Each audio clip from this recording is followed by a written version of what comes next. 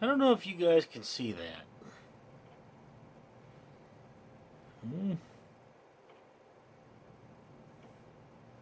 Kind of going in and out there. This is obviously, I can do this, yeah, see. No, I can't. Ah.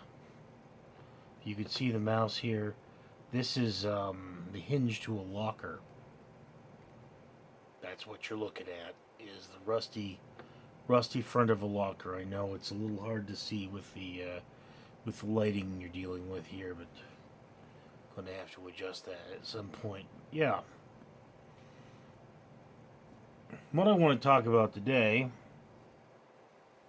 and what Dana wants to talk about, yes. Have you guys noticed that the Easter stuff, it's not Easter yet, but the Easter stuff is already on sale? This has led to the fact that face touching. This has led to the fact that my brother's favorite Easter chocolate is apparently sold out. And, I can't find any. I found the closest thing I could to it, which not the same, more calories, and something I have reviewed long, long ago. But it's like, hey, there's a coronavirus. We canceled Easter. What is up with that? I mean, I know there's no Easter parties, but was that where all the chocolates were going? Easter parties? Was everybody getting together and like having buddy fights and throwing peeps at each other? Was that what was happening? Because I'm not a very social individual. I don't know if you got that about me. I'm kind of a homebody, and for some reason it doesn't. It's either I'm working so much I can't do anything, or I'm not working enough and I don't have the money to do anything. If I'm in good financial states and I have the time, I'm somewhat social, but I've never been a terribly social individual. So, what do people do on Easter that requires all this candy? Because, I thought you just bought candy for your family and that was what you did. It's not like Halloween where the little hooligans come to your house and demand your candy. It's, Easter, you buy candy and enjoy it with your family, no? And is everybody staying in, or is it that nobody can afford it? I mean, you look at the grocery store, and for a long time, things were stripped out. Like, I couldn't find Lysol today, and that bothered me quite a bit because I need it for work.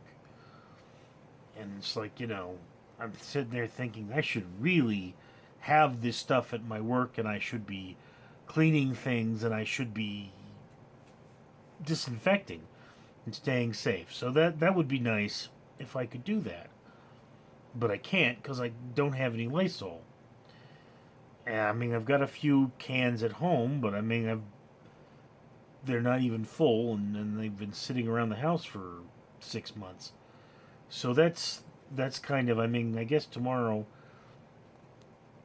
if I don't find any at Costco, I may go to Home Depot, which is a good place to find a mask. Hopefully I'll find one there. But I mean, again, as I've said, my brother has special needs, and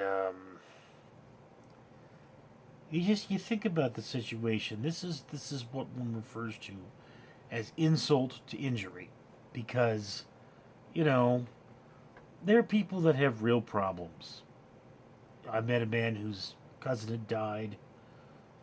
One of my subscribers, Kyle, thought his fiance had it, and thankfully that was just a scare. But I mean, I can imagine.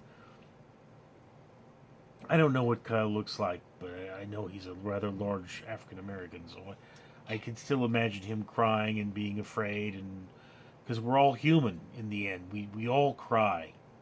I'm not going to pretend that I don't. And there's another cat looking at me. Star, what do you want? So there's that thing is that, we've got the real pain of this situation, and then we've got that just ridiculous. It's like, what do you mean I can't find Reese's eggs?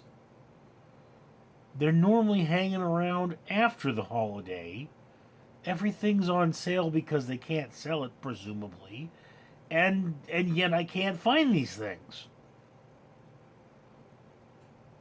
What world did I suddenly step into that something I can't even see has just brought down my world?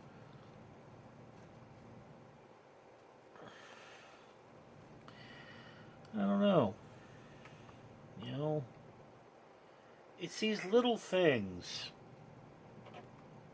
that sort of weigh into you. These little moments that you realize, it's not business as usual, because look, people die all the time. I know that. I have had so many people in my life die young. You know, 2 years ago was a cousin. Last year was my father and my grandmother. When I was 10, it was my mother. Just death has always been a part of my life, and I've always dealt with it. So I'm not like, oh my god, people are dying. I mean, I realize this is something that happens. It's unfortunate, and you don't like the people you care about to die, but it's merely part of life, and you have to accept it. You have to adjust. But then there are these little sort of moments where suddenly the world isn't what it was. You know?